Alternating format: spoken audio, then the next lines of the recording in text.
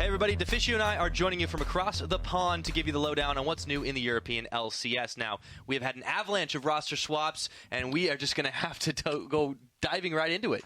Yeah, I feel like every offseason in Europe we have a lot of changes, but this one, every single team now has made changes. Some of the teams even made 2 or 3. Yep. It's kind of crazy overall. Obviously, one of the big ones always jumping out is the G2 acquiring the new bot lane, or getting the new bot lane in Sven and Mythia, taking them away from Origin. Swapping all the way back to... And then Hybrid, of course, going back to Origin here, and Forgiven joining as well. Was a free agent, actually had announced he wasn't going to play in the summer split, but then Origin came knocking on the door, and the chance of him going to Worlds. So crazy swaps between those two teams, obviously down in the bottom lane. Yeah, and we've also got to talk about some players returning. You know, Yellowstar coming back into Fnatic. A lot of people expected it. A lot of people rumored about it, but finally got confirmed. And that's a huge thing for Fnatic as well. And then Freeze coming back and joining H2K. I mean, this is a big deal all across the board. We're getting some of our players back from the Exodus. Yeah, and I really like this Freeze storyline because he was a guy who said he wanted to try and compete for the top spots. You know, he wanted to go to Worlds. He said that before he even went to North America, and then he joined Renegades, a team you didn't expect to do that well, a team you didn't expect to suddenly try and qualify for Worlds. Now he's back in Europe. He's finally joining a top team. This is his time to shine and show that he's actually good enough, and that H2K can perform in playoffs with Freeze. Yeah, but of course, they're not the only ones coming back, too. We've got to talk about our new Koreans. There's 7 new ones in the European LCS this split, and some of them are coming in with a lot of hype. I mean, look at a guy like Parang. He joined with Raze onto Roccat, and he had a magnificent performance on Stardust in the Korean Challenger scene. Yeah, Parang is a guy where, when you read the Korean forums, because obviously we understand Korean, we totally do not have kind of like someone we can ask about it, no. But the Korean fans are pretty hyped about Parang, especially up in the top lane. From what I've seen in the Korean Challenger scene, he could play a bit of everything.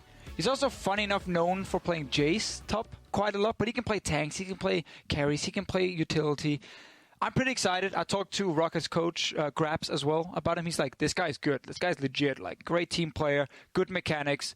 Parang is one of the guys we need to really, really, really look at this split. He needs to do well for Rocket to suddenly climb into playoffs. Yeah. Now, is there any other Koreans you want to take a look at in particular? I mean, Pyra, I'm glad you're asking. There is one. It's the Mighty Bear. We got to go into it. I mean, Mighty Bear is like, I'm looking at him as like the new Huni type coming. Extremely funny guy. Does seem to have a good personality. He's so happy all the time. And also as a player, obviously he's been in China.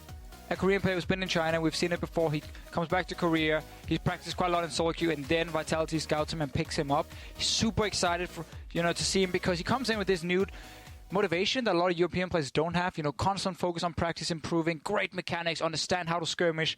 This guy will be a good player, and I just want to see if he can actually take Vitality further than the quarterfinals. We'll have to find out. Now, of course, we're going to go all the way back and rewind to how we're going to kick things off because Origin and G2 get to rematch in our first game of the split. That's going to be insane. We finally have El Clasico. Yes. It's back. And it's Ocelot Peke again. Exactly. It's perfect. It's not that fake version where it's some new players on SK and some new players on Fnatic. No. This is Ocelot versus Peke.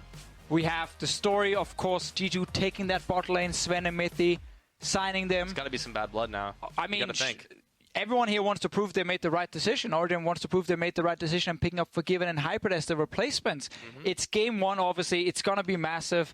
I'm super hyped for it. Oh, yeah, that's going to be incredible. Now, OG and G2 will kick off the summer split in the LCS Arena. That's this Thursday, of course, at 5 p.m. Central European summertime. But don't forget to check out and tune in to both streams to follow all the EU LCS action this summer. Nice reading.